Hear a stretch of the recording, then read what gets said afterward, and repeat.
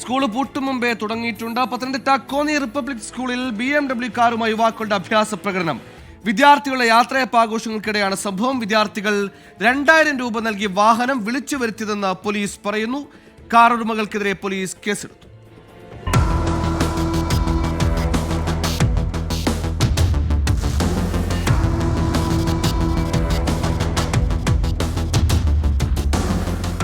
Republican സ്കൂളിലെ 10ാം class വിദ്യാർത്ഥികളുടെ send off ദിനമായിരുന്നു ഇന്ന്. സെൻഡ് ഓഫ് കളറാക്കാനാണ് 2000 രൂപ വാടക നൽകി ആഡംബരക്കാർ ഡ്രൈവർ സഹിതം വാടകയ്ക്കെടുത്തത്. എന്നാൽ സ്കൂൾ ഗ്രൗണ്ടിൽ യുവാക്കൾ കാറുമായി കയറി അഭ്യാസം നടത്തിയതോടെ അധ്യാപകർ കൈയോടെ പിടികൂടി. വിവരം പോലീസിനെ അറിയിച്ചു.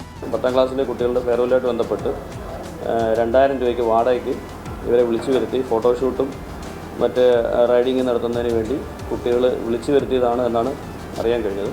കാറ് കസ്റ്റഡിയിലെടുത്തിട്ടുണ്ട്. 2 പ്രതികളെയും കസ്റ്റഡിയിലെടുത്ത് കേസ് രജിസ്റ്റർ ചെയ്തിട്ടുണ്ട്.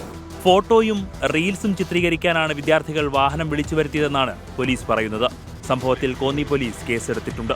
24 പത്തനംതിട്ട.